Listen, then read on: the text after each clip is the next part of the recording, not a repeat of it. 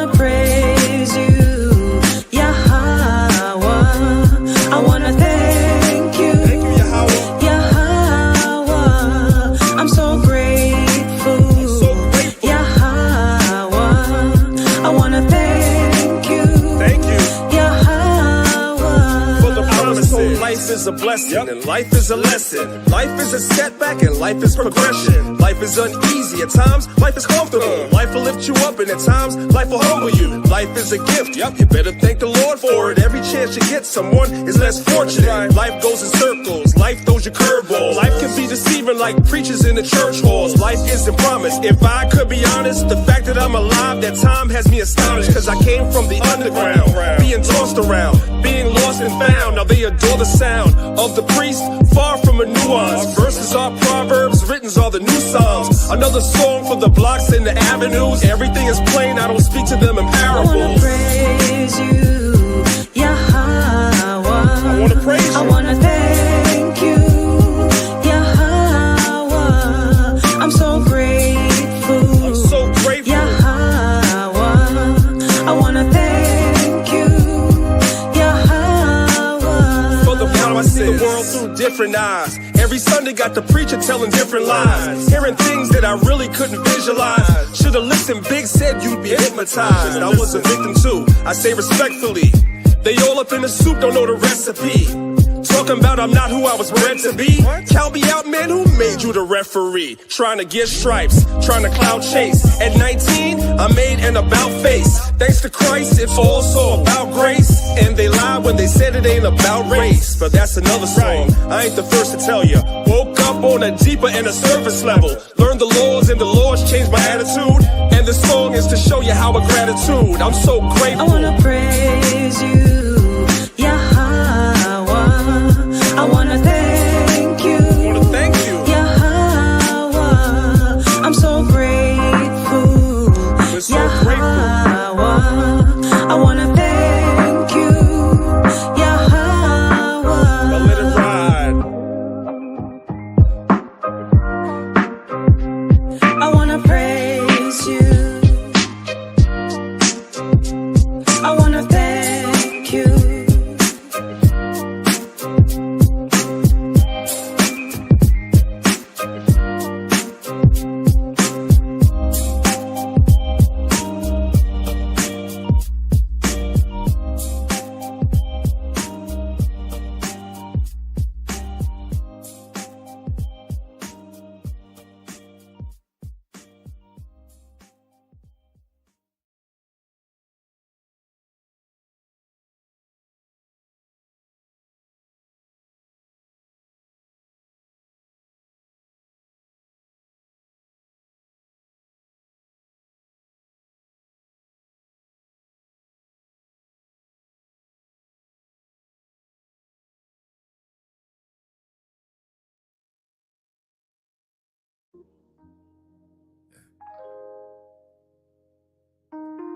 Abraham to Isaac to Jacob. He never changed his mind. Yeah.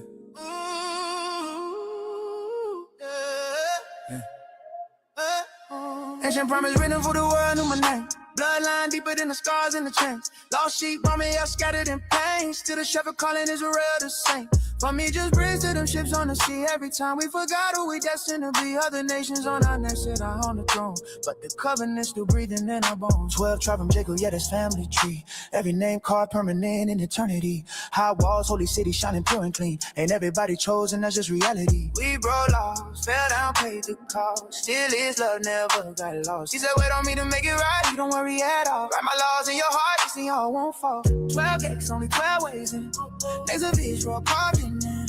Angel posted that it don't bend. If you ain't from Jacob, you can't get in. 12 gates, only 12 ways in. Angel readers are carved in. Angel posted it that it don't bend. If you ain't from Jacob, you can't get in. Ooh, ooh, he's staying true. Ooh, ooh, to Israel. Yeah, yeah, yeah.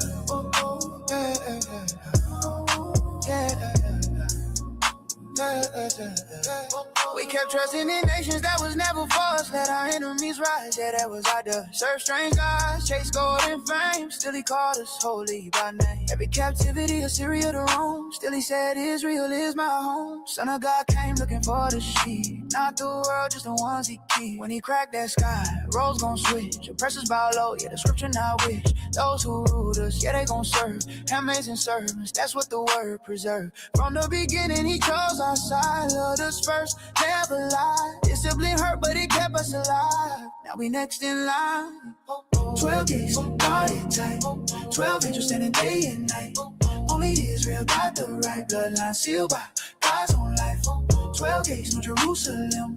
Rest from bondage, rest from fear. Slavery, the joy is here. Kingdom set for Israel. Yeah.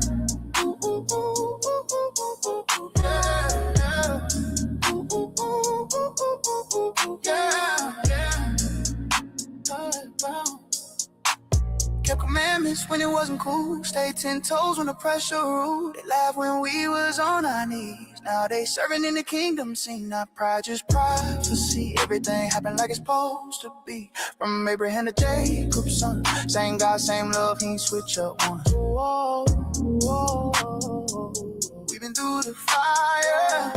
Whoa, but he never broke the promise. No.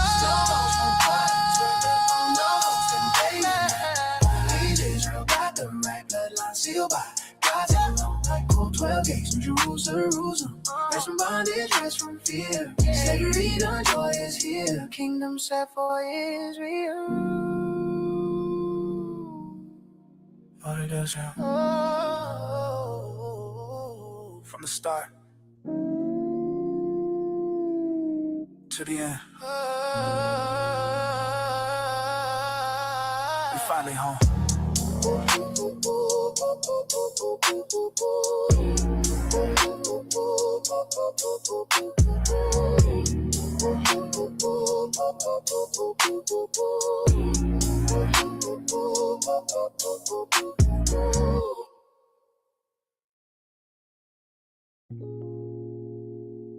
Yeah.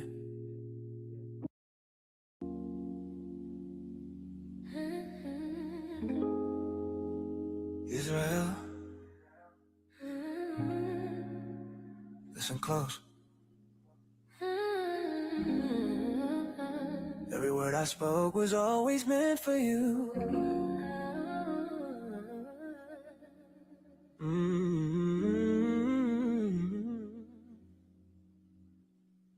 Yeah.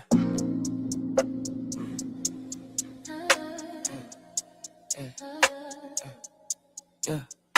I stepped down from a throne of light, born of Judah in the dead of night. Perfect walk, yeah, I kept it clean. Every law, every commandment seen. I healed your wounds, I spoke your name. They hated truth, I took the blame. Taught you how to live God's way.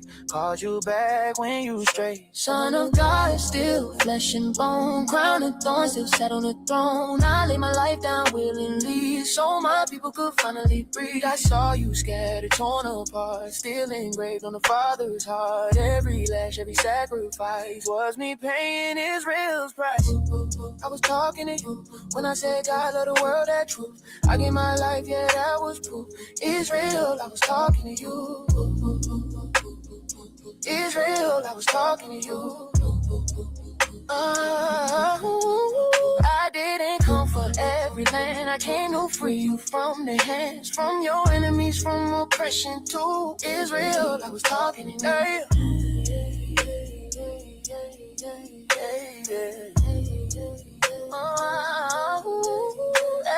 They flipped the script, they changed the frame, tried to erase your blood and name. But I know who I was sent to save. Lost sheep, walking foreign ways. 12 tribes scattered worldwide. Still hear my voice when I call you mine. I brought repentance, wipe your sin. Forgave your sins, seal your fate. Some say they Jews, but they ain't true. Time gon' show who I really knew. Every nation will bow and know my truth. That I have only ever loved you. Hold your head, don't lose your faith. I'm right on time, I don't show late. Every promise still intact. Ain't nothing I won't bring back. I was talking to you, John 3:16, yeah, that was you. Every word that I ever knew, spoken straight to Israel. I was sent for you alone, from captivity to the throne. I never loved another same. Israel, remember your name. New Jerusalem, coming down. Holy city, righteous crown. 12 gates standing side by side. Every tribe named carved inside. No more fear, no more tears, no more chains from former years. What was stolen, I restore. You won't be low no more. Those who ruled you unjustly before will recognize what I ordained. Yeah, order restored, balance made. My people honor no more shame. I scatter you, but I never let go. I marked your mind before the world said no. I'm coming back to gather you from every nation, every view, bring you home where you belong. Israel, stay strong. Heaven's promise never fails. I know you well.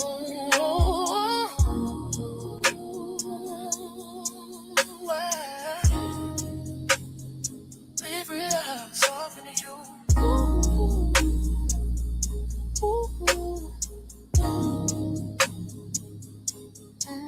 Stand firm, Israel. Your king still walks with you. And what I promise, I will finish.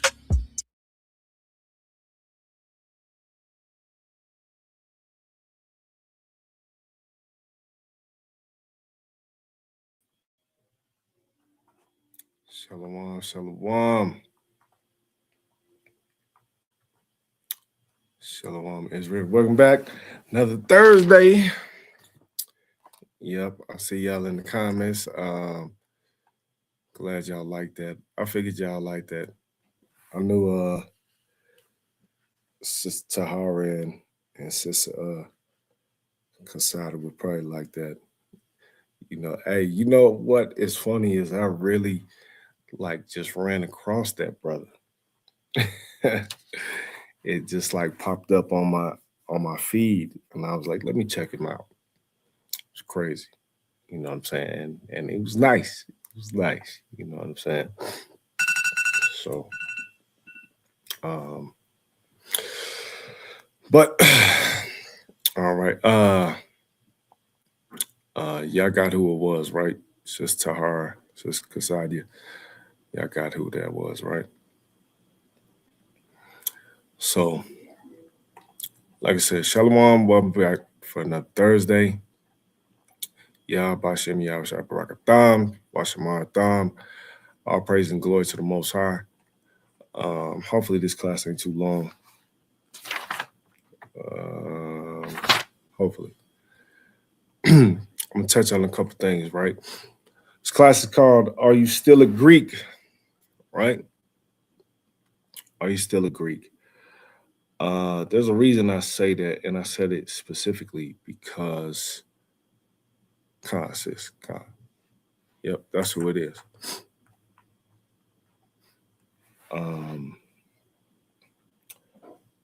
So are you still a Greek? I didn't want to go the normal route of being a Gentile. That's what it was. I didn't want to go the normal route of that. Right? We have discussions, debates, topics about being a Gentile. You know what I'm saying?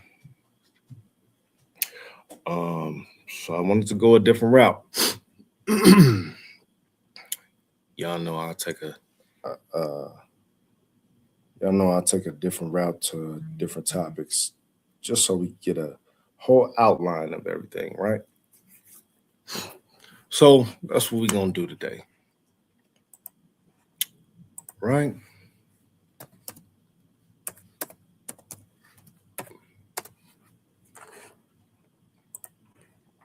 That's what we're going to do. So let me share my screen for y'all. Let's get into this.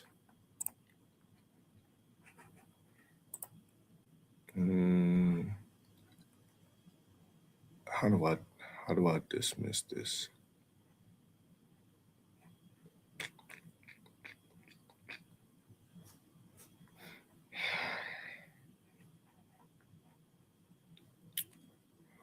clear this. Salakia, y'all know I be having technical difficulties.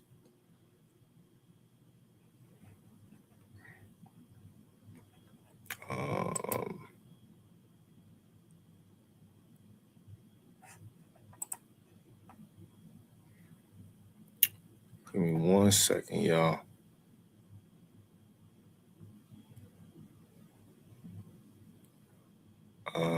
Sister Kasaja, can you have your husband call me real fast? Baba Kasha.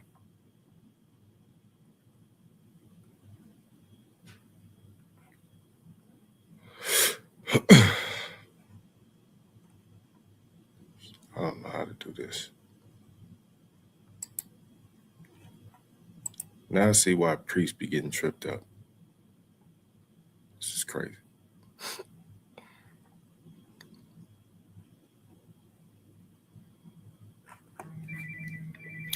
All right, so like it, y'all.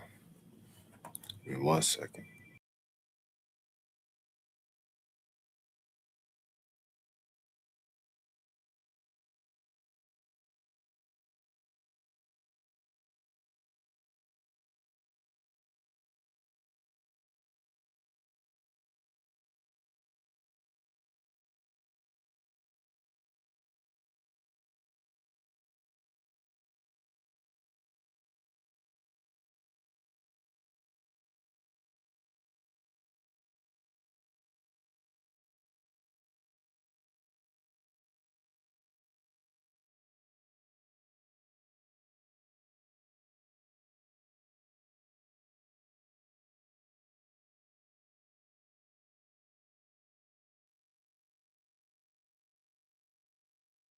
We believe we are the people of God's choice. That's what we believe. We believe we're the chosen people. We don't believe Jews are the chosen people. We don't believe Jews are the ones going to the promised land. We don't think Jews are a part of God. No, Jews are nothing but another part of that same race of devils that come out of Europe. Black people are standing up. Black people are rising up. And they're starting to fight. We were slaves of Egypt. We belong to the Father, ain't no pledge of allegiance. We both to celebrate that killing that he didn't need to. We both to keep the holy days, don't be like the heathen. He said that for a reason. We in Babylon, coming back without a warning like an avalanche. You think you gon' keep hurting people, he ain't having all. All praise to y'all, you amazing y'all. That's why I'm thanking y'all. So I got this fire in my bones like Jeremiah. Most I keep waking up your people, you the light up. We keep the laws and the commandments you provide us, and we gon' rise up. Keep curses on the people we ain't know. Deuteronomy 28 and 54. Can't forget your brother, you gon' let it blow. He don't wanna raise a child, you ready to roll. Why you think you in them trench? Why you think you in them buildings? Why you think you seen them dealers? Why you think you seen them careless? Why you trying to stay alive? Why you keep that on the side? Why you think they about to ride? Why you think he about to die? Why nobody answer why? We too busy looking fly. Turn that television off. Watch what you put in your eye. Let the Bible come alive. Y'all gon' raise your sons and daughters up and they gon' prophesy. Need to let go of them lies. Need to let go of your pride. We shouldn't have any relationship with the law, not even the Ten Commandments. We should not have any relationship with the law, which is over 600 of them.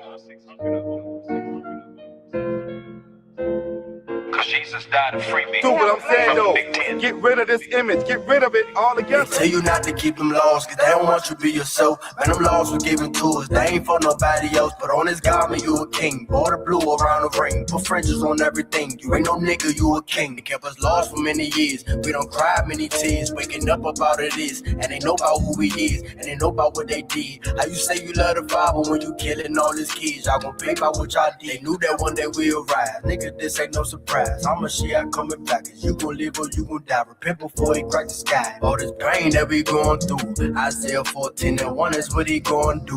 He made a promise to our Father that he going to. We keep the laws and these commandments that we can't lose. We waking up about to sleep, just know we can't snooze. We waking up the lost sheep, this ain't no fake news. Be glad for me cause I could be the light up in the room. Don't be mad at me cause I can mix it up and make it boom. Should be glad for me cause I could be the light up in the room. Don't be mad at me cause I can mix it up and make it boom. They know America's doomed. Man, somebody get the broom. Babylon right in the tomb. They got plenty room for coon. Waking up right out to sleep. Nigga, this is prophecy. Coming back to who we are. I don't see how you don't see. You're Lazarus. You're the dry bones. You're the prodigal son. You're the lost sheep. You're the people about whom the Bible is speaking, who will stand up in the last days when the trumpet is sounded. I shall keep it until the end. Give me understanding, and I shall keep your law. Yea, I shall observe it with my whole heart. Hallelujah. Hallelujah. Hallelujah. Hallelujah. Praise the mighty Hallelujah. Kalaya.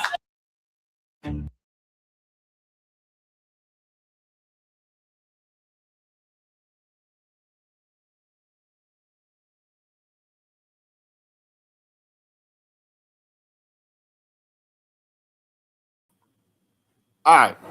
Salakia, Shalom again. Yeah, you know, I had to have Sarge help me out with this thing. This, you know, technical difficulties. It's all good. So let's get off into it. Dang, it's already been like 20 minutes. That's crazy. All right. Like I said, so the name of this, like I said, I'm take this at a different angle. You know, y'all know we be having these debates about Gentiles and so on and so on and so on. Right? So I'm gonna take this at a different angle. We're gonna go on the Greek side. All right. So from the Greek side, I'm gonna say this. If you run into these issues and people pull up Greek on you in conversation, one, Greek is not a nationality. I'm going to say that and I'm going to make that very clear to everyone right now. Greek is not a nationality. All right? Not a nationality. Greek has to do with a place. Greek has to do with the culture, customs, language, philosophy, so on and so forth. That's what Greek has to deal with. It does not have to do with your nationality. If a person tells you that you're American, that is not your nationality. Right? It's not your nationality. That's not how it works. Okay? We were dispersed. Okay? Remember the 4 tribes, the 12 tribes were scattered across the 4 corners. All right? So we'll go to something that's called the diaspora. I'm not going to get real heavy into it. I'm going to only touch on certain things. I know Priest, for those of y'all that are in the academy, I know that Priest is going to touch on this even a little bit more heavier. So I'm not going to touch it that deep. So I'll let Priest touch on it very heavy for y'all when it comes to the academy. For those that's in the academy. All right. So we'll go here.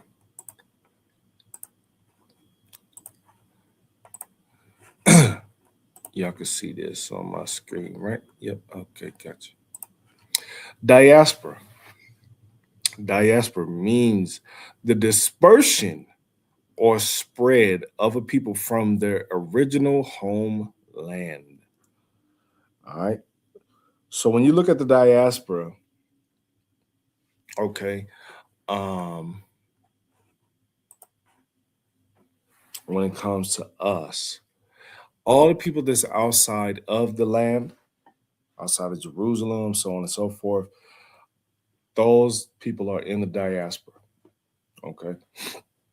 Now, when you look at who is in the diaspora, like I said, our people were scattered, right? Our people were scattered across 4 corners of the earth. Our people were, all of our people weren't in the land. All right.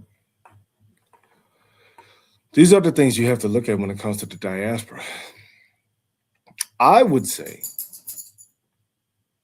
that we are in the diaspora now. because we weren't uh, born in the land. We weren't homegrown, I should say.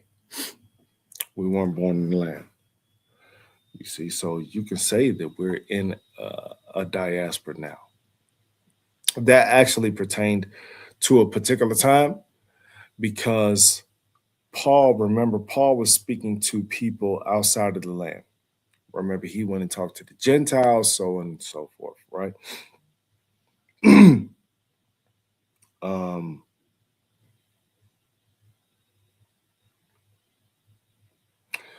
So he went and talked to the Gentiles, and people think that the Gentiles have to do with other nations. Who said that it has to do with other nations? This is something that you just taught in church, right? But no one ever told, or no one ever proved to you in the church that it was other nations, right? Let's go to something. This is Wikipedia. This is something simple, right? Wikipedia is called Jewish diaspora. The Jewish diaspora, alternatively, the dispersion or exile, consists of Jews who reside outside the land of Israel. Historically, it refers to the expansion scattering of Israelites out of their homeland in the southern Levant and their subsequent settlement in other parts of the world, which gave rise to various Jewish communities. Right? This is us being pushed out of our homeland. Okay? You have what is called in that time, you have dispersed. You have, if you go to the book of James 1:1, scattered, you have scattered abroad, you have dispersed, you have diaspora, you have so there's plenty of words that they use in the New Testament that means the same thing of us being scattered. Okay. Now, the reason I say, are you still a Greek, has to do with the customs that we follow. Right now, a person can say that you're an American, and what customs do you follow? This is why the question is posed, are you still a Greek, right? Because there comes Greek customs, there comes Roman customs, so on and so forth. If you guys didn't know, and I'm not, like I said, I'm not going to get real heavy into that because I know that Priest is going to go over that with y'all, especially if y'all are in the academy. So you have what you call a Greco-Roman Empire, which means they ruled together. All right. They ruled over us together. And when Rome actually took over, they still had Greek customs. They still follow Greek customs. Okay.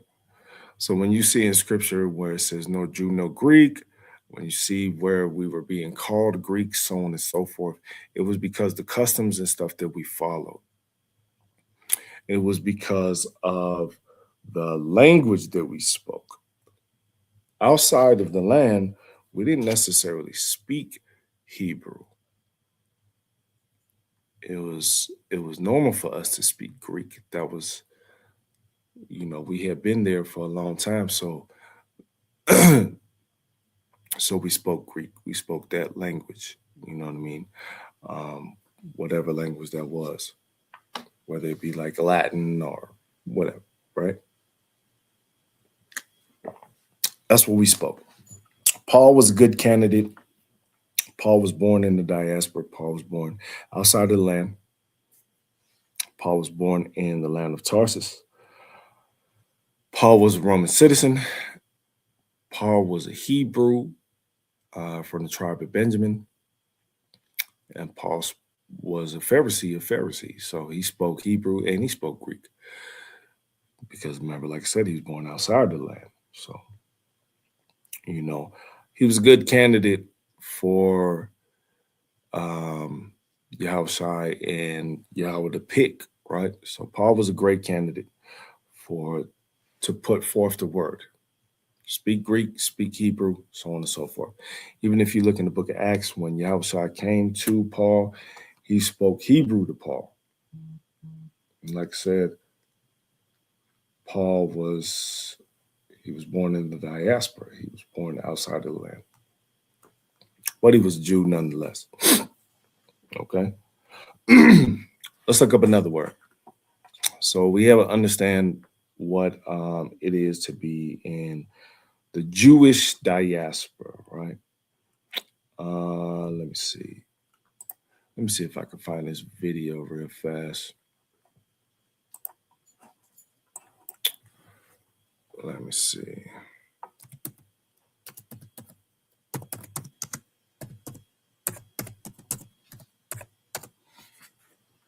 I should have had this pulled up, but I didn't.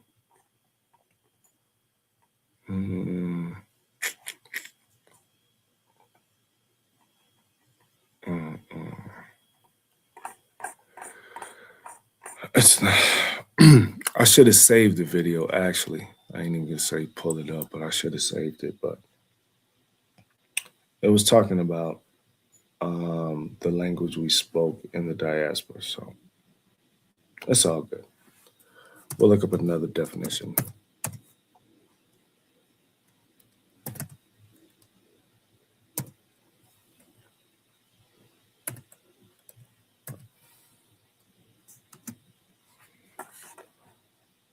There we go.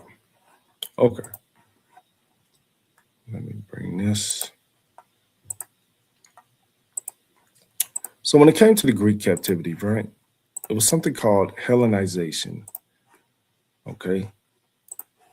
So when you look at the word Hellenize, it says made Greek, or Hellenistic in form and character. All right. This is why I told y'all in the beginning, Greek is not a nationality. All right. How can you be made Greek? It's not a nationality.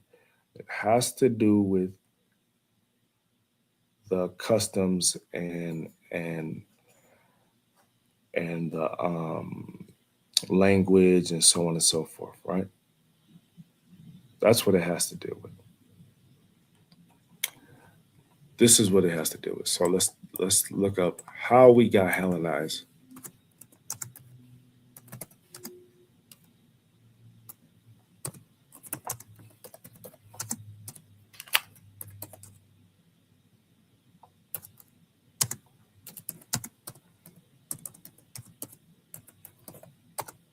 All right. And we can just look at a normal, simple AI overview, right? Like I said, I'm not going to get as deep as Priest will probably get with y'all, especially for y'all in the academy. Okay.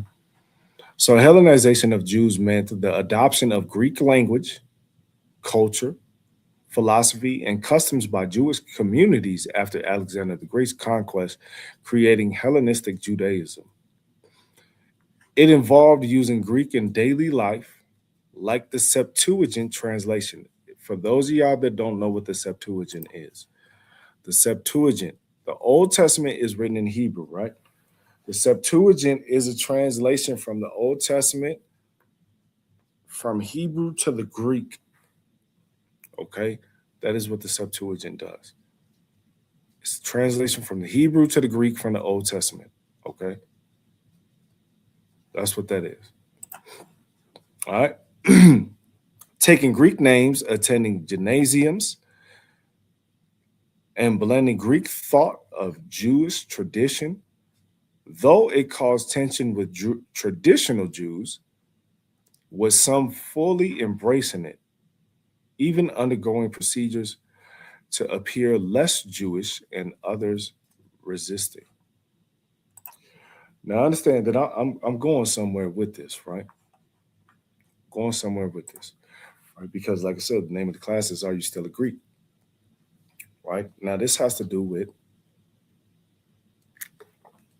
more than Greek, so to speak, because we already see that Greek is not a nationality. Greek has to do with culture, language, and so on and so forth, right? After the conquest of like Alexander, and then it trickled down. It trickled down to like Ptolemy, it trickled down to Antiochus, so on and so forth, Seleucus, all types of stuff. There was like a whole bunch of stuff going on. They were at wars, you know what I'm saying? They were at odds, land, all types of stuff, right? You can see that in the book of Daniel.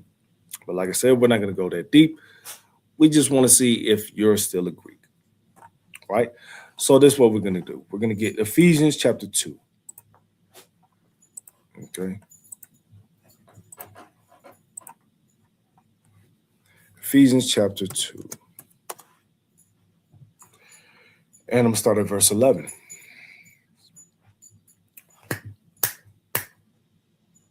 Ephesians chapter 2, verse 11 says, "Wherefore remember that ye being in times past Gentiles in the flesh, who are called uncircumcision by that which is called the circumcision in the flesh made by hands, that at that time ye were without Christ, being aliens from the commonwealth of Israel, and strangers from the covenants of promise, having no hope and without God in the world." Right? I went here because this is very specific. It speaks on Gentiles. I'm talking about Greeks, right? It speaks on Gentiles. Excuse me. When it speaks on Gentiles and when it speaks on Greeks in the New Testament, it's borderline. It's running across, it's running along the same thing. Okay? Gentile, and we can look that up in the Greek, which should be ethnos. Okay. A multitude.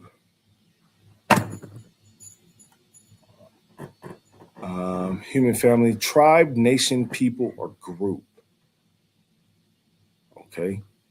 Multitude of individuals of the same nature or genus.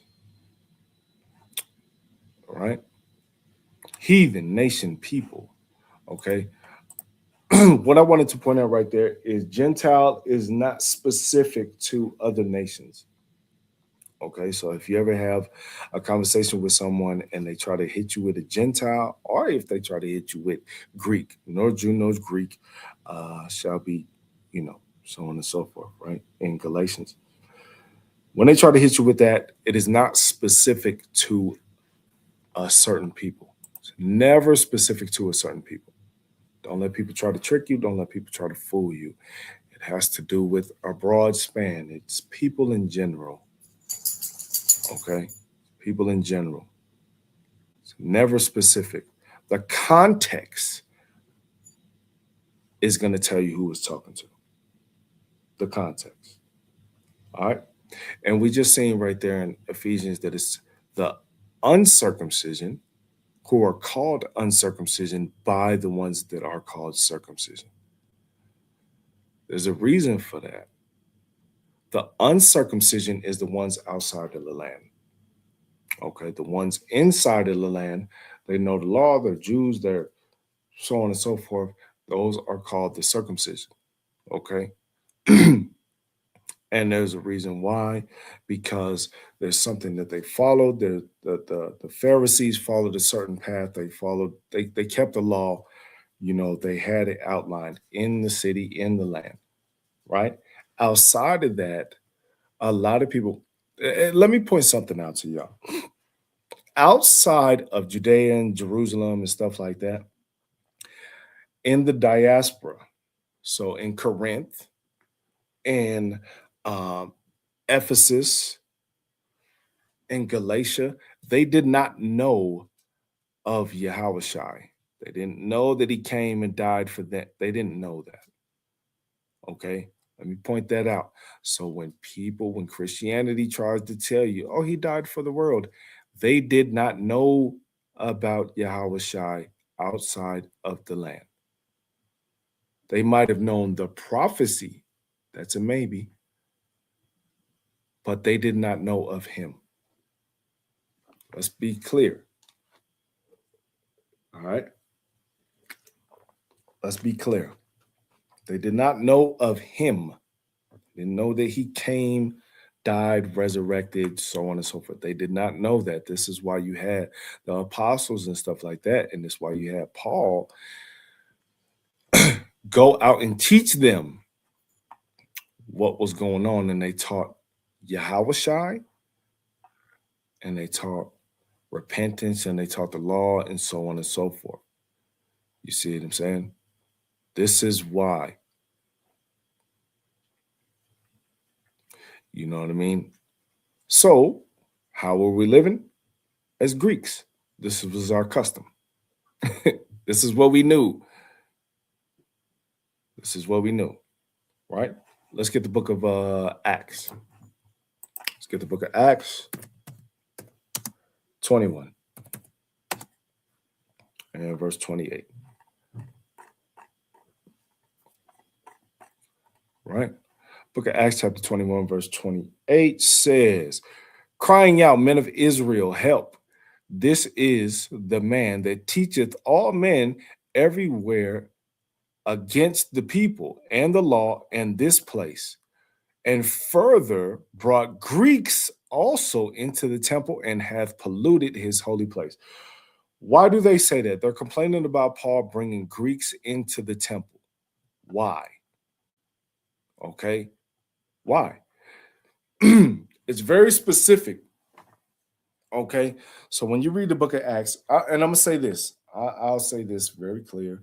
If you don't know the book of Acts, you will not understand Paul's letters. I will say that plainly. You don't know the book of Acts, you will not understand Paul's letters. All right. You know what I'm saying? You won't understand it at all. It won't make sense. It won't comprehend. The book of Acts tells you Paul's journeys, where he's at, where he's going, what he did, the synagogues that he went to, so on, the things that he was battling, so on, so on, so on. So when he's writing the letters, stop thinking that Paul's just writing random love letters. You know what I'm saying? Stop thinking that Paul's just writing random love letters. No. Paul is writing in response to what's going on in these churches. Okay? So like I said, when you read the book of Acts, you'll understand what's going on. All right? So these people were mad that Paul was bringing Greeks into the temple. Why are they mad? Okay? Let's get the book of Acts chapter 17. And verse 3 and 4. Yeah. It says, opening and alleging that Christ must needs had suffered and risen from the dead, and that this Yahushua, whom I preach unto you, is Hamashiach. And some of them believed and consorted with Paul and Silas, and of the devout Greeks, a great multitude, and of chief women, not a few. Right? What is the devout Greeks? The devout Greeks is, like I said, these are the people in the diaspora. Okay, these are the people scattered abroad. Why are they called Greeks? Because we fell into the customs, the languages, and so on and so on. Right? So the devout Greeks is the one who actually followed the law. Okay? Remember, we read in Ephesians, there's what you call an uncircumcision and a circumcision. These devout Greeks are a part of the circumcision. Okay, let's go to chapter 18.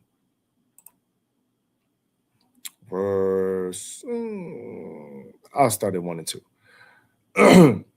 It says, after these things, Paul departed from Athens and came to Corinth and found a certain Jew named Aquila, born in Pontus, lately come from Italy with his wife Priscilla, because that Claudius had commanded all the Jews to depart from Rome and came unto them. You see, so there was a period of time to where all the Jews were being pushed out of Rome and Aquila and Priscilla was a part of that. Okay, so they came from Italy, but it said they were Jews. All right, now let's drop down. Verse 5.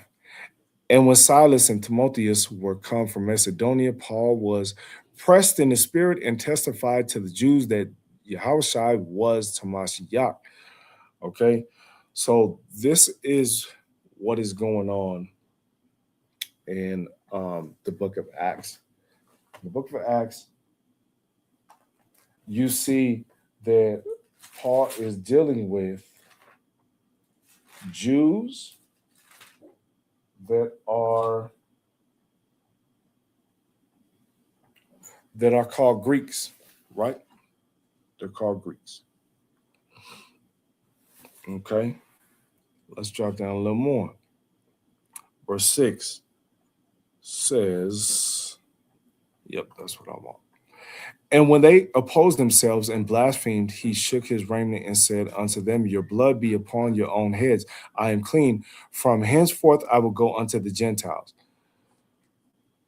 Okay, this can be confusing to a lot of people because he's going to go into the Gentiles, right? Remember, we just looked up the word Gentiles. It's not specific to any type of nation. It's not specific to being outside of Israel. It's not specific to the context supersedes etymology. Okay. We see that there's Greeks here. We see that there's Jews here. Where was Paul teaching? Paul was teaching in synagogues. Paul was teaching to the Jews first. All right. The reason he says, let me go teach to the Gentiles is because he's in the diaspora. He's going to teach the people who aren't there, right? The people who are considered uncircumcision, that's who Paul's going to teach to. All right? That's who Paul's going to go teach to. Stop confusing Gentile and Greek and thinking that it has to deal with a whole nother nation. It doesn't always have to deal with a whole nother nation. Context is a lot. Context is a lot. All right. Let's go here.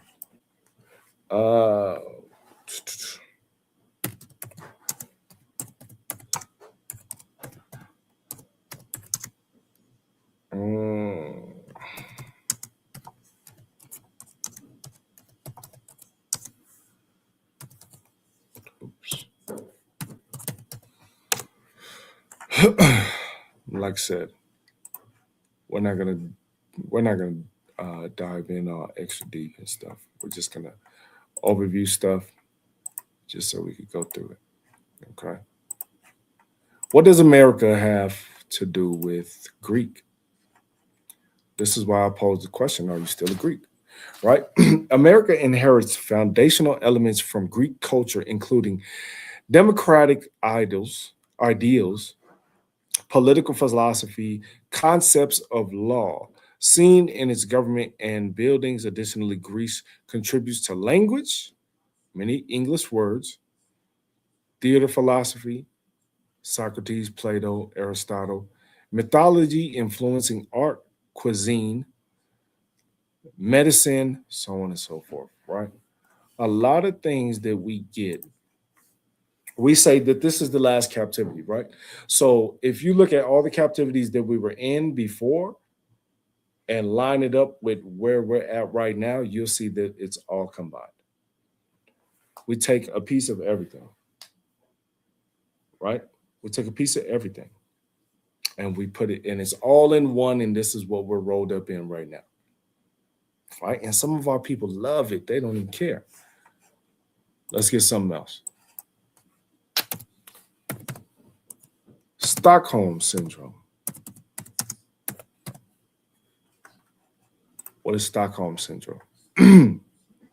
Stockholm Syndrome is a psychological response where, hold on, let me make sure y'all can see it. Okay, cool. Stockholm Syndrome is a psychological response where hostages or abused victims develop positive feelings, loyal, or even empathy for their captors or abusers, often as a survival tactic characterized by distrust of authorities and seeing captors as human, not a familiar diagnosis, but a copying mechanism seen in captivity, domestic abuse, or cults stemming from prolonged stressful situations where victims become dependent on captors for survival, leading to complex emotional bonds. Is that not what happens to us today? We are in this land where we are captives in, and we are here stuck in this place. We didn't ask to come here. We was captive. We have been slaves to this place for over 400 years. We love a lot. If you look at a lot of our people are coons. You know what I'm saying? Love the oppressor. Love what the oppressor do for them. This is Stockholm Syndrome. You know what I'm saying? When you see a brother who know, I'll say this. I've seen militant brothers,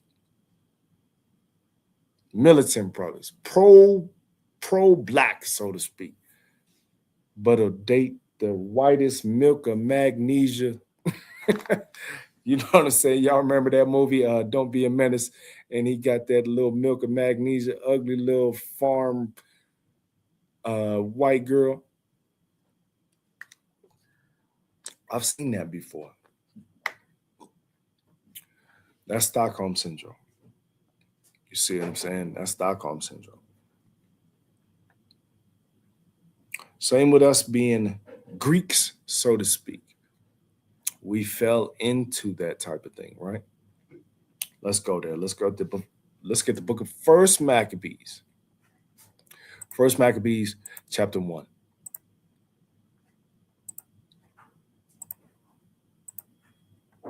There we go. First Maccabees, chapter 1 and verse 11.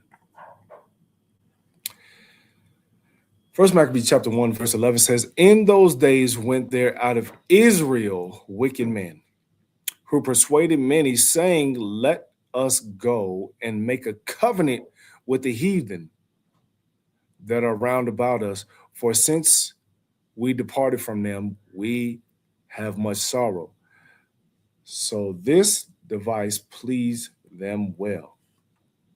Then certain of the people were so forward herein that they went to the king, who gave them license to do after the ordinances of the heathen.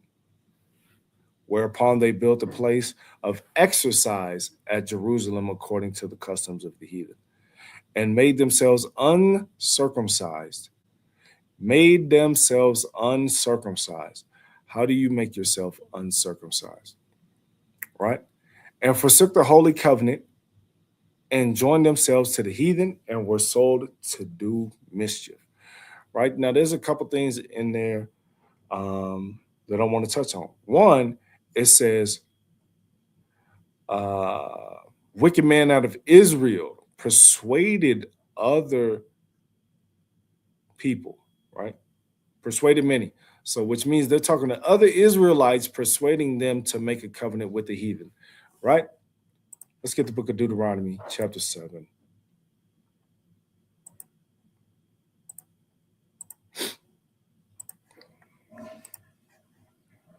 Book of Deuteronomy, chapter 7, and verse 2. It says, "And when the Lord thy God shall deliver them before thee, thou shalt smite them and utterly destroy them. Thou shalt make no covenant with them, nor show mercy unto them. Neither shalt thou make marriages with them. Thy daughter thou shalt not give unto thy son, nor his daughter shalt thou take unto thy son." What did it say? No covenant with them, right? We shouldn't make a covenant with other nations. What is a covenant? A covenant is an agreement. All right? Alliance or pledge. When you see in scripture, it says treaty, alliance, or league, When it says do not make a league with them, it's the same thing. Don't make a covenant with those other nations. We're not supposed to do that. This goes all the way to you, brothers and sisters, voting and everything. You see what I'm saying? You're making an alliance. You're making an agreement. You're actually putting another nation above you, and that is unlawful. All right. Let's get the book of Exodus, chapter 23, verse 32. Exodus chapter 23, verse 32 says, "Thou shalt make no covenant with them, nor with their gods. They shall not dwell in thy land, lest they make thee sin against me. For if thou serve their gods, it will surely be a snare unto thee." The Most High was giving us warning. Don't make a covenant with these people. They're going to turn you away from me. They're going to pull you away from me. This was Solomon's problem. Solomon's problem wasn't that he had 1,000 wives. Solomon's problem is that he was setting up idols and falling into the idolatry of the wives. Not that he had 1,000 wives. That wasn't the problem. Right? It was the idolatry. Okay. Let's get another one. Let's go Exodus 34. Verse 12. Exodus 34, verse 12 says, "Take heed to thyself, lest thou make a covenant with the inhabitants of the land whither thou goest, lest it be for a snare in the midst of thee." We are dwelling in a land that does not belong to us. We were captive. We were brought over here, and now we dwell here, generation after generation after generation, right? Even then, we abide by the law of the land, right? We abide by the law of the land so long as it does not go against the Most High. Remember that. Don't think that you have to abide by the law of the land just because it's the law of the land. You don't have to agree with homosexuality, pride parades, so on and so forth. You don't have to agree with none of that. You ain't got to agree with none of that. You see what I'm saying? That conflicts with the Most High. So you don't have to agree with that. You don't have to follow that. You see what I'm saying? But we abide by the land, so we shouldn't steal, we shouldn't murder, we shouldn't do so on and so forth, right? Cool. But that doesn't mean we make a full-out covenant with the people of the land. Remember, we are considered separate people. We're a holy people. So why would you bring yourself down to their level? A lot of our people, you know, if you look in history, we wanted to be equal with these other nations and stuff like that. No, when you be equal with the other nations, you're bringing yourself down to their level. You're not upping your game. You're bringing yourself down. That's what's happening. You're bringing yourself down. All right. Verse 12 again. "Take heed to thyself, lest thou make a covenant with the inhabitants of the land whither thou goest, lest it be for a snare in the midst of thee. But ye shall destroy their altars, break their images, and cut down their groves. For thou shalt worship no other God. For the Lord, whose name is jealous, is a jealous God." Right? So when Christians go to these churches and pray to this white Jesus and this Virgin Mary and this pastor who's floating over the congregation, you bogus. You bogus. And the Most High is like, destroy that. Break them images. We don't necessarily do it physically right now. You know what I'm saying? But a lot of y'all know that, like me, Captain Zakaria, so on and so forth, we break down those images and we break down those altars when we have these debates again, because we're not debating just normal people, we're debating pastors and so on and so forth. You see what I'm saying? So we're breaking and tearing down those images right then and there in front of a whole audience. This is how we're doing it right now. It doesn't have to be a physical thing right now. All right. Verse 15, "Lest thou make a covenant with the inhabitants of the land, and they go a whoring after their gods, and do sacrifice unto their gods, and one call thee, and thou eat of his sacrifice, and thou take of her Salakia, and thou take of their daughters unto thy sons, and their daughters go a whoring after their gods, and make thy sons go a whoring after their gods. What won't a man do for a woman? A man will sell drugs, kill, all types of stuff behind a woman.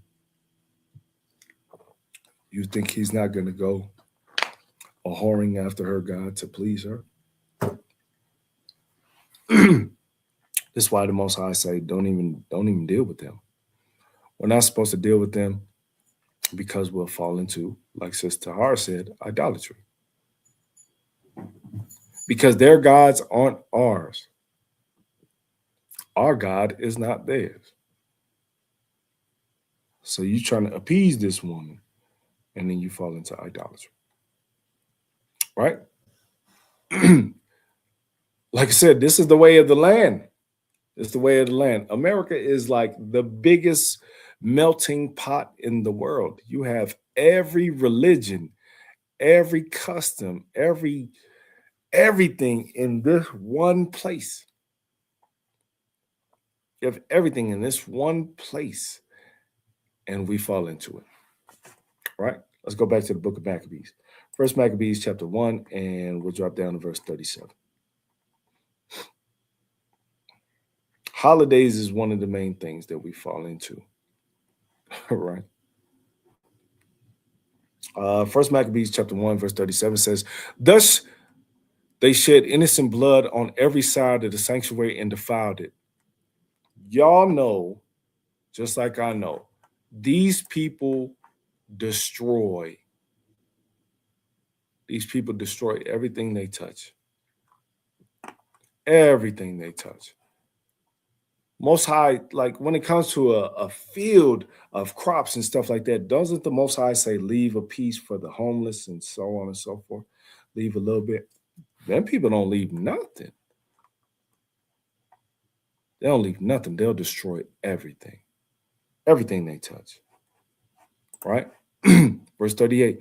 Insomuch that inhabitants of Jerusalem fled because of them, whereupon the cities was made an habitation of strangers, and became strange to those that were born in her, and her own children left her.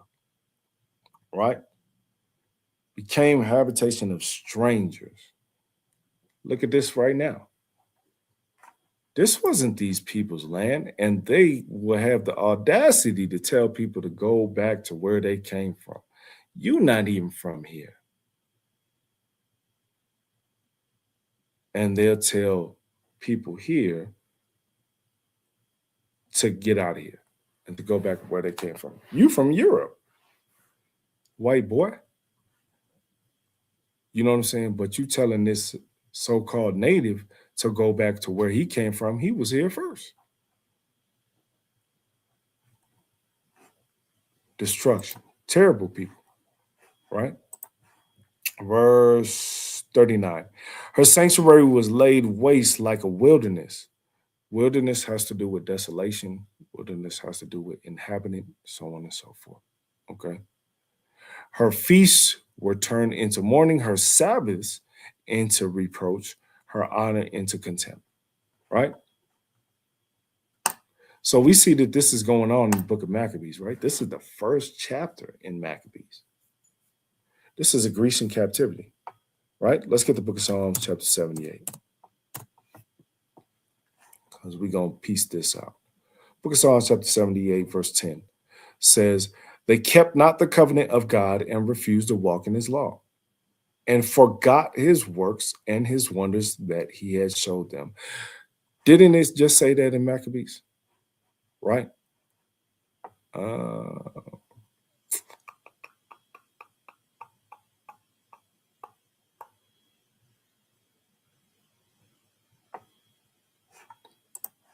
So lucky. I don't know if I have that on my screen. Okay. Right. So it just said that in Maccabees, right? We didn't keep the covenant. We didn't keep the covenant, right? Let's get Jeremiah chapter 11. Jeremiah chapter 11, verse 10 says, they are turned back to the iniquities of their forefathers, which refused to hear my words. And they went after other gods to serve them.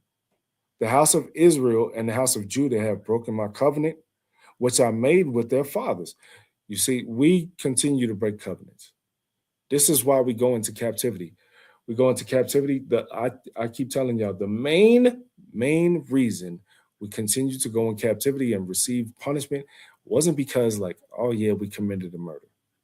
Oh yeah, we committed witchcraft. No, we fell into idolatry. This is why the Most High would call us adulterers, right? Like I said before, if you look up the word fornication, if you look up the etymology of the word fornication, idolatry is under fornication. Fornication is a broad umbrella. It's a broad umbrella. It just doesn't have to do with sexual activity. It's a broad umbrella. This is why the Most High will call us adulterers. All right. And right here, it says that we broke the covenant. You see that? So the same thing is going on in the book of Maccabees. Same thing. Remember, it said that we were trying to make covenants with the other nation, like some idiots, knowing that the law says don't make covenants with them. Right? Let's go Jeremiah 31 and verse 32. It says, not according, I'll start at 31. Behold, the days come, saith the Lord, that I will make a new covenant with the house of Israel and with the house of Judah. This has to do with the new covenant.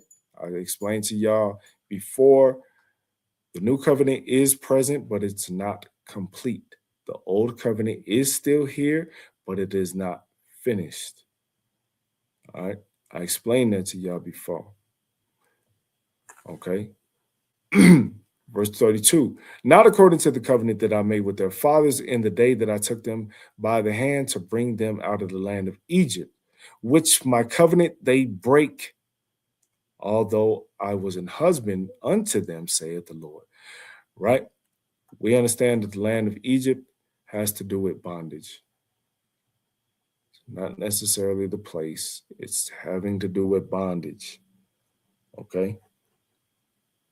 So we are covenant breakers. And this is why we get punished. Let's get Leviticus chapter 26, verse 15. All right. And if ye shall, Leviticus 26 and 15 says, and if ye shall despise my statutes, or if your soul abhor my judgments, so that ye will not do all my commandments, but that ye break my covenant. I also would do this unto you. I will even appoint over you terror, consumption, and the burning og that shall consume the eyes and cause sorrow of the heart. And ye shall sow your seed in vain, for your enemies shall eat it. Right? We won't prosper. Put it that way. It's the easiest way to say this verse. We won't prosper. Okay? A lot of our brothers and sisters, you know, even if you join military, NFL, basketball, whatever, you know what I mean? You're not going to prosper. It's not your time. It's not your time. All right? Let's get Deuteronomy 31. Deuteronomy 31 and verse 16. Deuteronomy 31 and verse 16 says, and the Lord said unto Moses, behold, thou shalt sleep with thy fathers, and this people will rise up and go a-whoring after the gods of strangers of the land. Our people do that right now. Our people do that right now. This is why the name of the class is, Are You Still a Greek? Our people do that right now. Our people go a-whoring after the things in the land. Like I said earlier, holidays. There's a major holiday that I really have a problem with, right? We have Northern and Southern Kingdom brothers and sisters. And we have a slaughter of our people. And you know, a lot of, we'll say so called black people, a lot of so called black people be like, oh, I got Indian in me. But you celebrate Thanksgiving. So you celebrate the slaughter of your people? How dare you? Because of the way of the land, the custom of this land? Are you crazy? You see what I'm saying? We fall into the custom of the land. Right? So you're still a Greek. Let's read it again. And the Lord said unto Moses, behold, thou shalt sleep with thy fathers, and this people will rise up and go a whoring after the gods of the strangers of the land, whether they go to be among them, and will forsake me and break my covenant which I have made with them. You see what I'm saying? We are so engrossed in what goes on in this land and in this world, and we're so accustomed to it that we will go against the Most High for what we want. We're okay with that. A lot of our people are okay with that. Like, he'll forgive me later. Yeah, who said you got later? That's y'all problem. Who said you got later? You don't know if you're going to go to sleep tonight and it could be over. You don't know if you're going to walk to your car and it's a wrap. You know what I'm saying? You don't know. Your free will ain't as free as you think. It's not as free as you think. It's already outlined for you. So how free you think it is if it's outlined for you?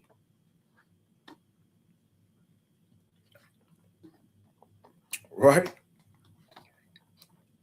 Let's get this. Let's get the book of 2nd Esdras. What about my 2nd Esdras?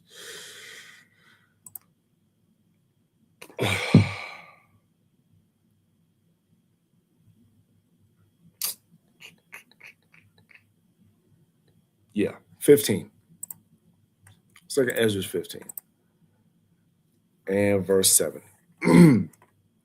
2nd Esdras 15, verse 7 says, therefore saith the Lord, I will hold my tongue no more as touching their wickedness, which they profanely commit. Neither will I suffer them in those things in which they wickedly exercise themselves. Behold, the innocent and righteous blood crieth unto me. The ones that are innocent and righteous, this is who the Most High hears. Remember, the Most High don't hear sinners. Y'all think that y'all could just sin and turn right around and be like, oh, yep, forgive me, Lord. Nah, he not paying no attention to you. And the souls of the just complain continually, and therefore saith the Lord, I will surely avenge them and receive unto me all the innocent blood from among them. Behold, my people is led a flock to the slaughter. I will not suffer them now to dwell in the land of Egypt, but I will bring them with a mighty hand and a stretched out arm and smite Egypt with plagues as before, and will destroy all the land thereof. Right? This has to do with the land. We're in this Babylonian land. We talk about this all the time. You know what I'm saying? So hopefully Israel, y'all really have an understanding. We talk about how America is like the daughter of Babylon. We talk about this. So what land is he going to smite? Esdras is not in the land. He's not in the captivity of Egypt. This is how you know this land of Egypt has nothing to do with the actual place. It has to do with bondage. Right? And the Most High said that he's going to destroy the land. This is why it says, and smite Egypt with plagues as before. Is he going to have to do that to the actual land of Egypt now? No. It's a spiritual Sodom in Egypt. right? It's a spiritual Sodom and Egypt. So he's going to destroy it. In the meantime, a lot of our people is falling into the customs and the way of this world, right? In the meantime. All right, let's go back. Let's go back to First Maccabees 1:43. Right?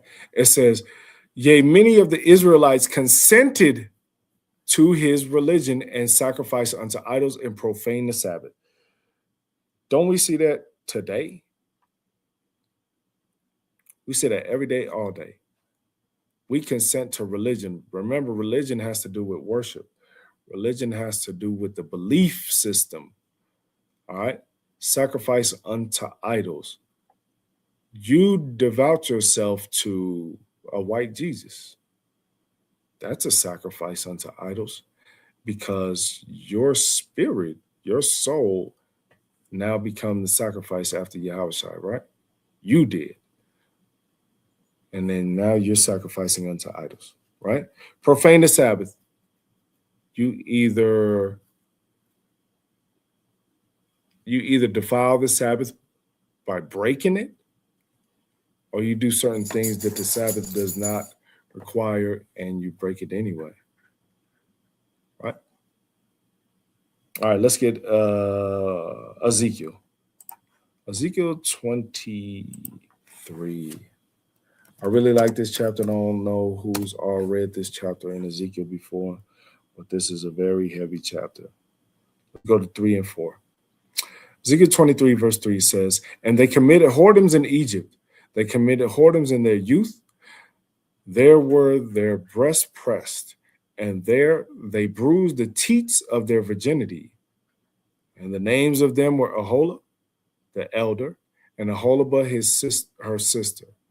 And they were mine, and they bare sons and daughters.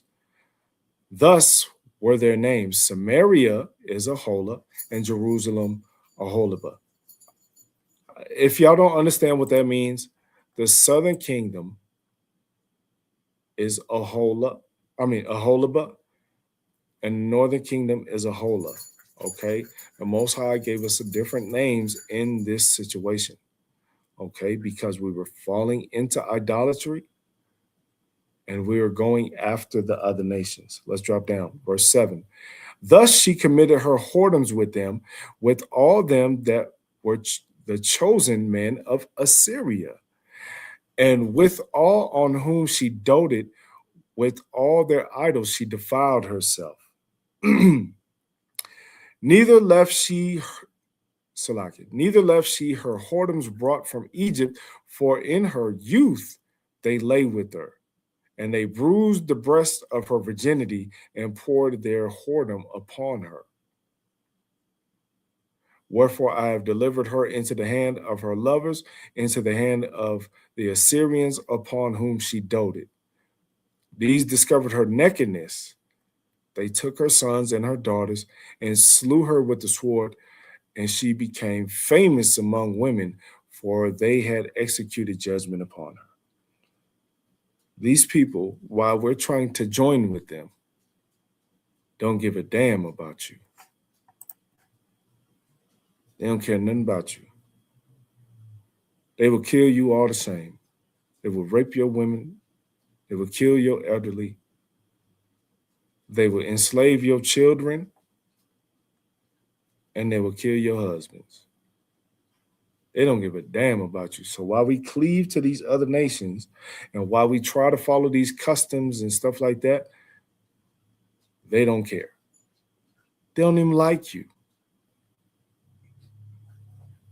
They don't even like you. Right? Let's get the book of 2 Kings.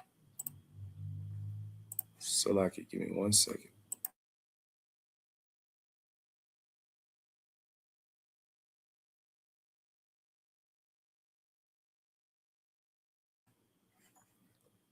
All right. Let's get the book of 2 Kings. 17.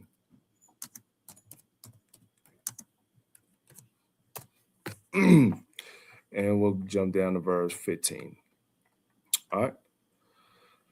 Verse 15 says, and they rejected his statutes and his covenant that he made with their fathers, and his testimonies which he testified against them, and they followed vanity and became vain, and went after the heathen that were round about them, concerning whom the Lord had charged them that they should not do like them.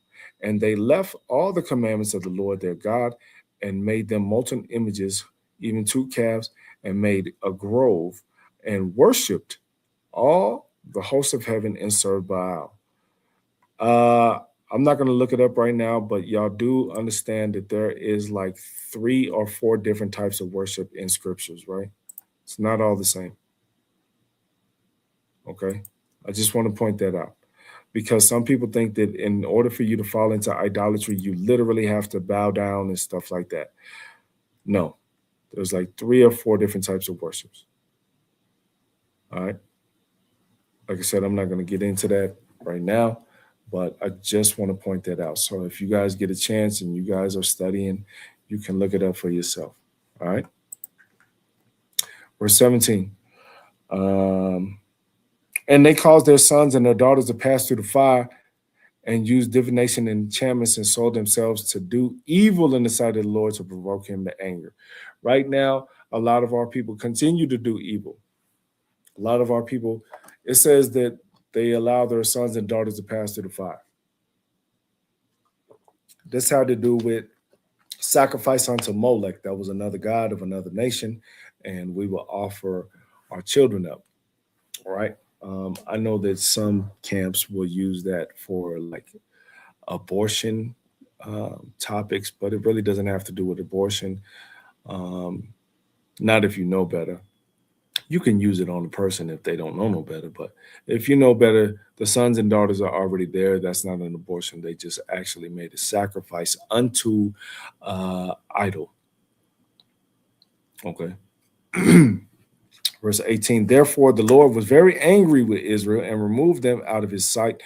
There was none left but the tribe of Judah only, right? Remember, because he promised that he would always keep a remnant, and he kept the southern kingdom. Okay. Remember, this is when this divorce is going on with the northern kingdom. All right. This is when this is happening. Also, Judah kept not the commandments of the Lord their God, but walked in the statutes of Israel, which they made. Right? Statutes of Israel is very deep, of which they made. When you see Judah in this context, and when you see Israel is talking about the northern and southern kingdom, northern kingdom actually had their own statutes and own thing that they did make. They had their own priesthood. They had their own priesthood and everything, all right? And you can see that in the book of Kings. They made it separate. But Judah, the southern kingdom, followed after that, and we did it worse. The only thing that saved us, really, the only thing that preserved us is the Most High made a promise to keep a remnant of the southern kingdom. That's what helped us, right? And the Lord rejected all the seed of Israel and afflicted them and delivered them into the hand of the spoilers until he had cast them out of his sight. Right? All this is going on. So I'm just showing you the things that were going on and the things that we was dealing with in comparison to the book of Maccabees, right? Because in the book of Maccabees, this is the Grecian time, right? But even in the book of, in Paul's letters, he calls us Greeks. There's a reason for that. And like we said earlier, it had to do with the customs and language and so on and so on. We're in the diaspora. We ain't have no knowledge of particular things. We are the uncircumcised, according to the circumcised. You see what I'm saying? This is how this is all working. And this is all leading up to it. We're separating. We're falling into idolatry. We're falling into the customs of the land that we live in. It's the same thing that's going on right now. Same thing. Right? Let's get Jeremiah chapter 3. And verse 6. Jeremiah chapter 3, verse 6 says, the Lord said also unto me in the days of Josiah the king, hast thou that which backsliding Israel hath done. She is gone up upon every high mountain and under every green tree, and there hath played the harlot. Why does he call us a harlot? Idolatry. All right. And I said, after she had done these things, turn thou unto me, but she returned not, and her treacherous sister Judah saw it. And I saw, when for all the causes were whereby backsliding Israel committed adultery, I had put her away and given her a bill of divorce. Yet her treacherous sister Judah feared not, and went and played the harlot also. Right? So, like I said, the southern kingdom followed in the northern kingdom's footsteps. We did. We're dumb. We are a hard-headed, stiff-necked people. We are. You know what I mean? We are. And yet we think nothing is wrong. We will follow the law and the custom of the land and think that everything is cool. You'll neglect the Most High for what you feel. You'll neglect the Most High for, oh, yep, I'm just doing this for the kids. You'll neglect the Most High for, well, it's my mama. You'll do all that. Right? Like I said, to be a Greek has to do with the customs and language and culture and stuff like that. It's the same thing here right now. Same thing. Right? Let's get one more on this scripture. 1 Corinthians chapter 10. 1 Corinthians chapter 10, verse 18. Says, behold, Israel after the flesh, are not they which eat of the sacrifice of partakers of the altar? What say I then, that the idol is anything, or that which is offered in sacrifice to idols is anything? But I say that the things which the Gentiles sacrifice, they sacrifice to devils and not to God. And I would not that ye should have fellowship with devils. Ye cannot drink the cup of the Lord and the cup of devils. Ye cannot be partakers of the Lord's table and of the table of devils. There has to be a separation. You can't love the way of the world. You can't love America and be a patriot. And oh my gosh, you know what I'm saying? You can't do that and love the Most High at the same time. There's going to be a separation. He's going to divide it. He's going to divide it automatically. Let's go back to Maccabees. First Maccabees chapter 1, verse 44. For the king has sent letters by messengers unto Jerusalem and the cities of Judah, that they should follow the strange laws of the land and forbid burnt offerings and sacrifice and drink offerings in the temple, and that they should profane the Sabbaths and feast days and pollute the sanctuary and holy people. Right? This letter went out, this decree went out for us not to follow our laws, statutes, and commandments and our customs and our Sabbaths. There was a period of time to where we would hide. We would hide in caves to keep the Sabbath. We would hide in caves to keep feast days, so on and so forth. I forget what they're called, but we would hide. We'll do it in secret. Why? Because we'll die if they seen us doing it. Let's get the book of 2 Maccabees, chapter 6, and I'll start at verse 6. This is going to go into a little bit further detail about it, okay? Book of 2 Maccabees, chapter 6, verse 6 says, neither was it lawful for a man to keep Sabbath. Didn't we just read that in 1 Maccabees? Salakia. It wasn't lawful for us to keep Sabbaths. Why? Because of the decree that went out. right? Or ancient feasts. Remember, it said that we couldn't keep feast days, or to profess himself at all to be a Jew. So we couldn't even be who we are. This is why our people nowadays don't know who the hell we are. They don't know who they are. They think they're black. They think they're a color.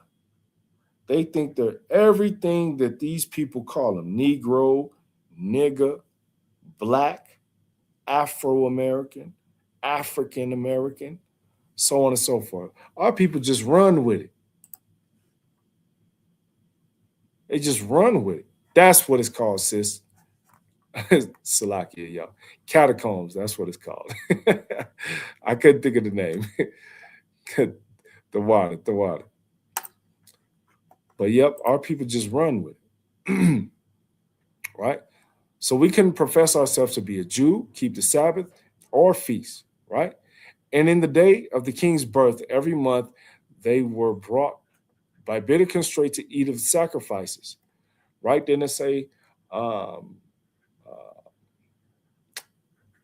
sacrifice unto idols and so on and so forth.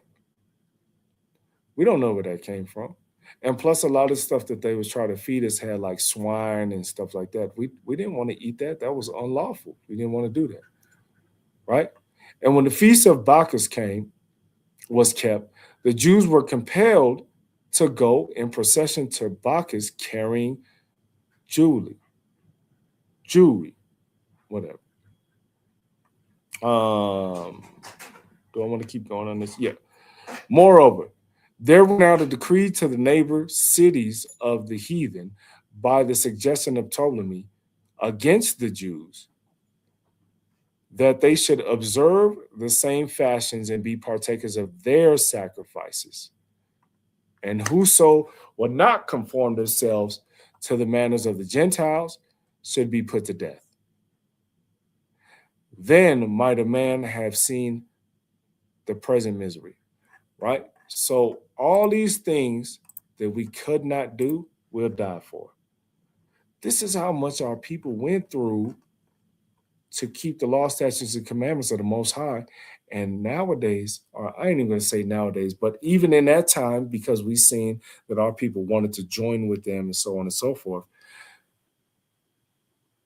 we fall into that. We will put the Most High aside for our feelings, emotions, and how we want to do and how we want to move and so on and so on. Our people do that all the time. It's easy for us to do. A lot of our people do not care about the Most High. But if you ask them to their face, do they believe in the Most High? I guarantee you they'll say, yeah. Guarantee. But they do nothing to show it. Nothing. You can ask your sister right now if she believes in the Most High, but I bet you she'll wear some tight pants in front of her friend and have like her whole figure showing and stuff like that instead of being modest and wearing a dress. She ain't going to keep Deuteronomy 22. I'll tell you that. You see what I'm saying? Like our people, they don't know how to weigh the balance. All right, let's go back to 1 Maccabees chapter 1, verse 47.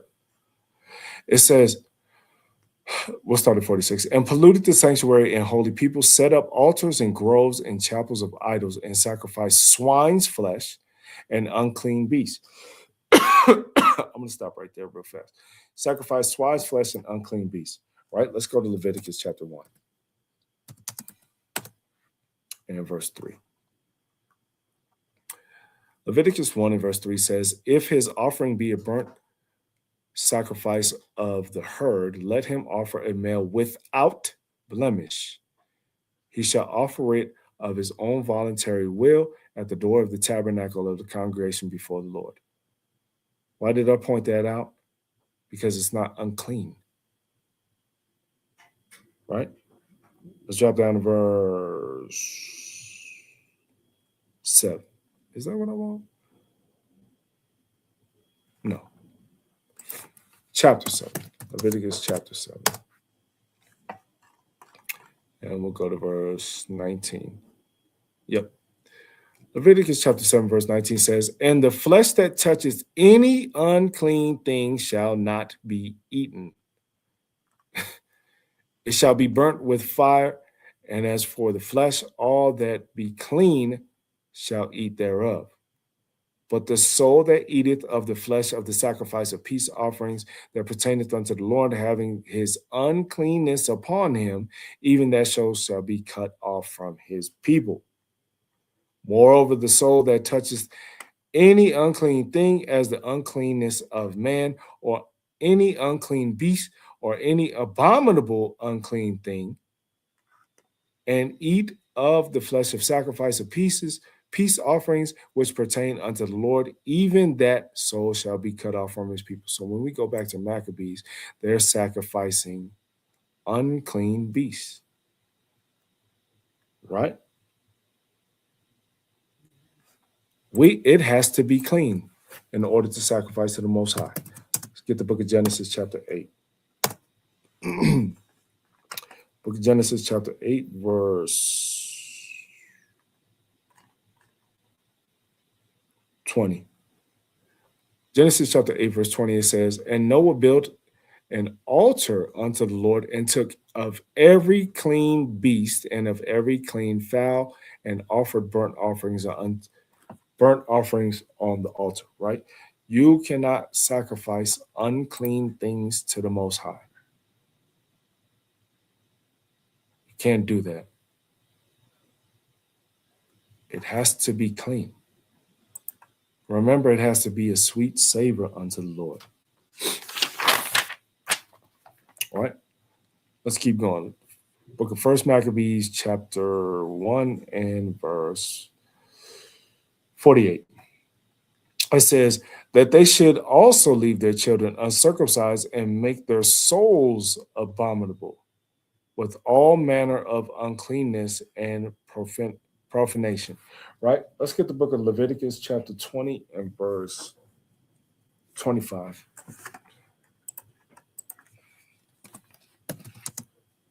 Says, among all matters of uncleanness, right? Leviticus chapter 20, verse 25, it says, Ye shall therefore put difference between clean beasts and unclean, and between unclean fowls and clean. And ye shall not make your souls abominable by beasts, or by fowl, or by any manner of living thing that creepeth on the ground, which I have separated from you as unclean. I brought that because Salakia, yeah, I didn't even know y'all couldn't see that, but it's all good. I brought that because it says, their souls abominable with all manner of uncleanness, right? Food can make your soul abominable. Food. All right. And it says that they should leave their children uncircumcised. Okay. Remember, circumcision was a token of the covenant with Abraham. All right. Circumcision was the token of the covenant. So it was a sign that we had the covenant. All right, let's go to 2 Maccabees chapter 6 again.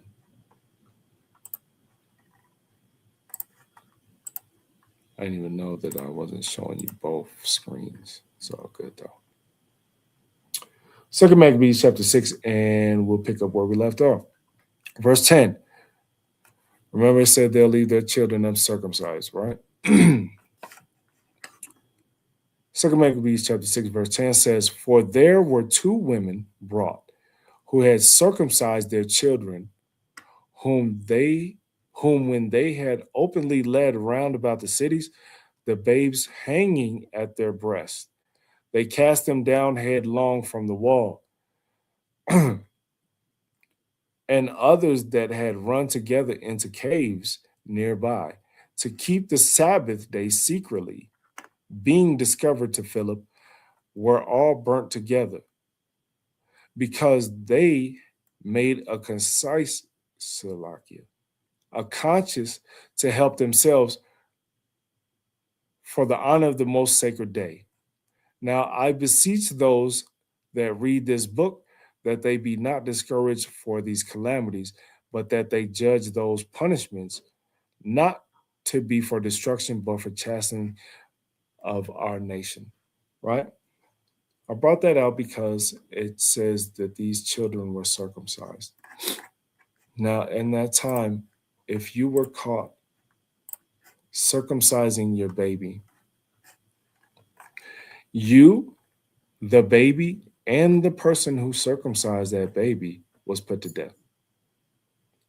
Because that was something that it was our custom and it had to deal with our covenant, not theirs. Right? So this is what they was doing to us. All right. Let's go. Oh, wait. We already read that. Let's go Genesis chapter 17. Genesis chapter 17 and verse 11. It says, "And ye shall circumcise the flesh of your foreskin, and that shall be a token of the covenant betwixt me and you." You see that?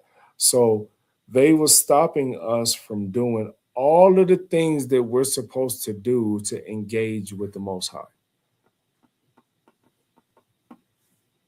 They were stopping that.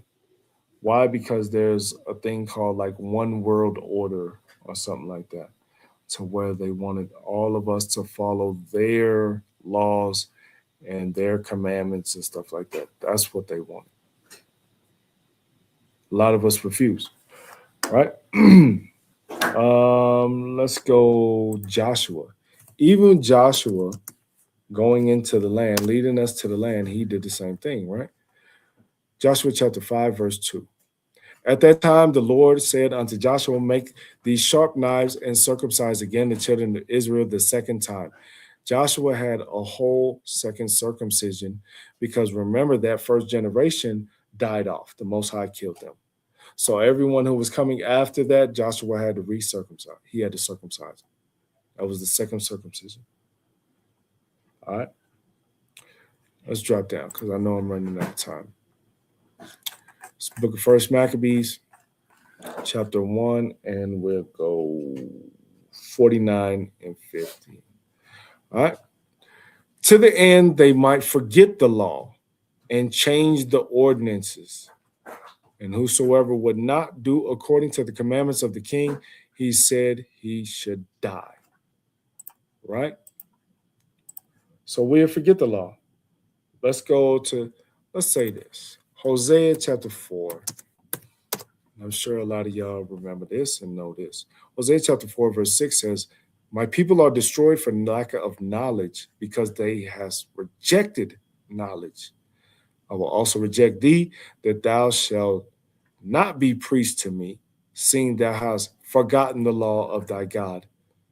I will also forget thy children." You see, you forget the law of the Most High, he's going to forget you and your children. This is a what you call it? A ripple effect. Right? This is a ripple effect. Let's get Jeremiah chapter 9. Jeremiah chapter 9 and verse 13. Says, "And the Lord saith, because they have forsaken my law, which I set before them, and have not obeyed my voice, neither walked therein, but have walked after the imagination of their own heart, and after Baalim, which their fathers taught them. Therefore, thus saith the Lord of hosts, the God of Israel, Behold, I will feed them, even this people, with wormwood, and give them water of gall to drink." Wormwood and gall has to do with it's like a poison. Okay. Not necessarily saying that the Most High is just going to poison your water. He's saying he's gonna pollute you. He's gonna poison you. He's gonna taint you. He's gonna harm you in some sort of way. Right? Let's get a couple more and then we'll wrap it up. Let's get Isaiah 24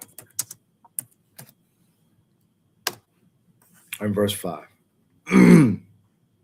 Isaiah 24 and verse 5 says, "The earth also is defiled under the inhabitants thereof, because they have transgressed the laws, changed the ordinances, broken the everlasting covenant. Therefore hath the curse devoured the earth, and they that dwell therein are desolate. Therefore, the inhabitants of the earth are burned, and few men left. Right? So, we already seen earlier what is American culture? American culture follows after the Greco-Roman Empire, right? So you have Greece and Rome followed after Greece as well. So you have Greece and Rome, and then it trickles down all the way to America. So are you still a Greek? Do you still follow the customs of the law? Like, I hear brothers and sisters be like, oh, you know what? I'm born in Babylon, so on and so forth. And they use this as an excuse for them to slide with their nonsense. Nah, so are you still a Greek though? If I just let you slide with your nonsense because you think that it's okay and it's a justification for you to slide because you were born in this captivity, is that all right though? Are you actually still a part of that? Right? Let's get 2 more.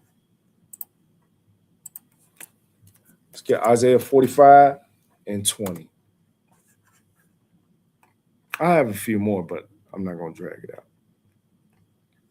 Isaiah 45 and 20 says, assemble yourselves and come, draw near together, ye that are escaped of the nations. They have no knowledge that set up the wood of their graven image and pray unto the God that cannot save. A lot of us do that. A lot of our people do that. We have Jesus pieces and crosses and stuff like that on our chains, and we go to church and worship white Jesus. And you don't even want to be in church, but your grandma like going to church, and you want to see your grandma, so you come take her to church and stuff like that. You don't even hear the word. You just there for entertainment. You trying to holler at girls and so on. You see how all this is stupid? You know what I'm saying? None of that is paid attention to. We'll get one more and then we'll wrap it up. 1 John chapter 2, verse 15. It's funny too because I heard Elder Zah bring this out last night.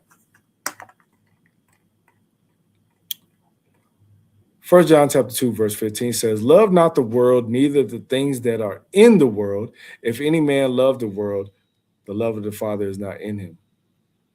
For all that is in the world, the lust of the flesh and the lust of the eyes and the pride of life is not of the Father, but is of the world. Right? So again, I ask, are you still a Greek?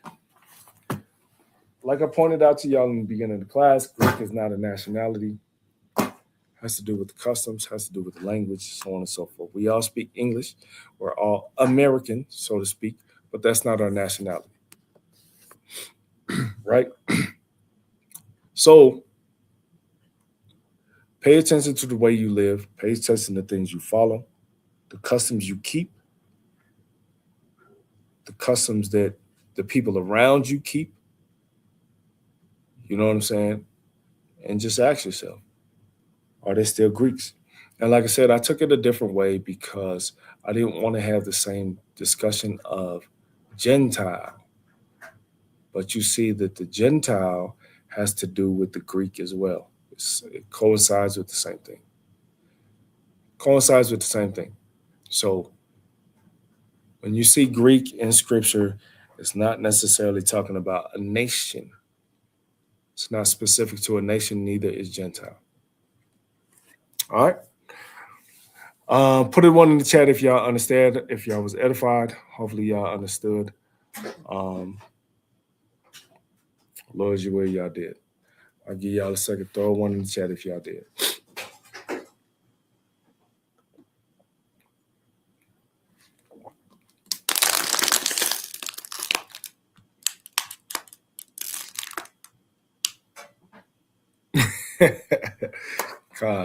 God.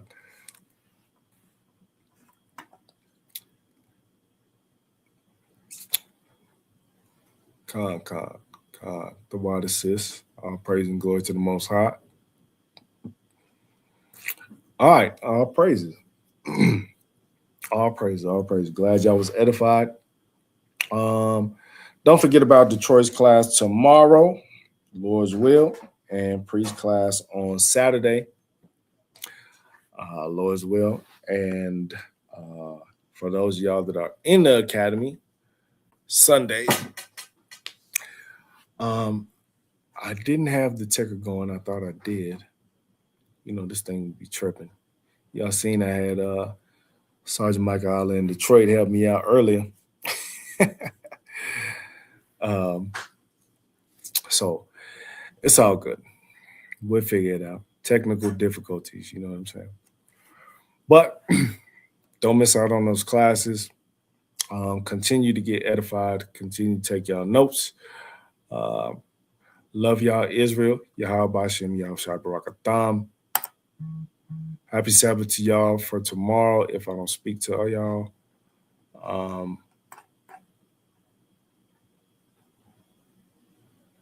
Salakia. So yeah, happy Sabbath to y'all. If I don't speak to y'all, and with that, I will say, Shalom.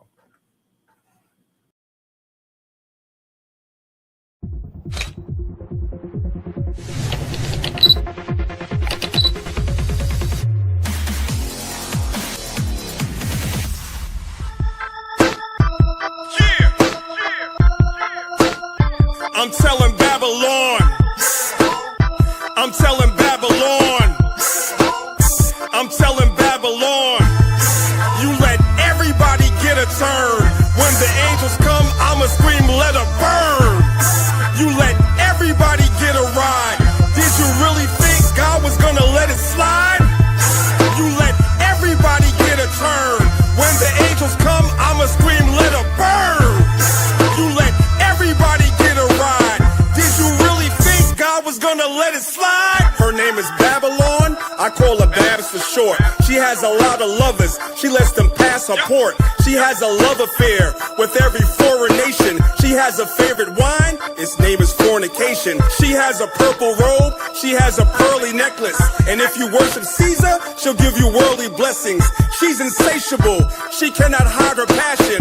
Last week, somebody said she rides a dragon. I know it's crazy, but the question is why she had to put a crown upon its 7 heads. And it's even deeper. I had to peep the madness. She made war with the saints that tried to keep commandments. And since she killed the righteous and won't let me be, when she burns, it won't be from an STD.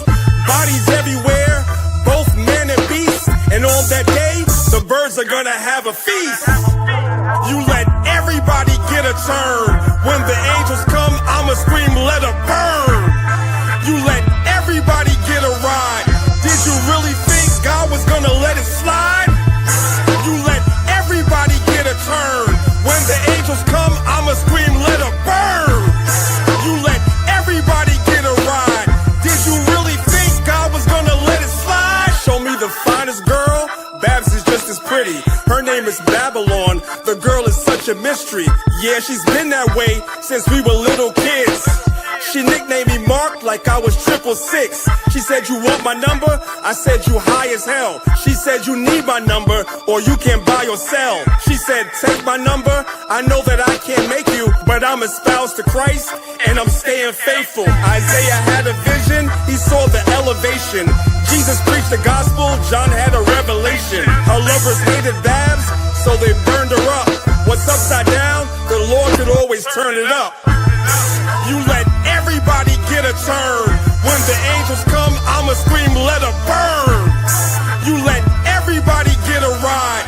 Did you really think God was gonna let it slide? You let everybody get a turn. When the angels come, I'ma scream, let her burn. You let everybody get a ride. Did you really think God was gonna let it slide? I'm telling Babylon. I'm telling Babylon. I'm telling Babylon. I'm telling Babylon. I'm telling Babylon. I'm telling Babylon.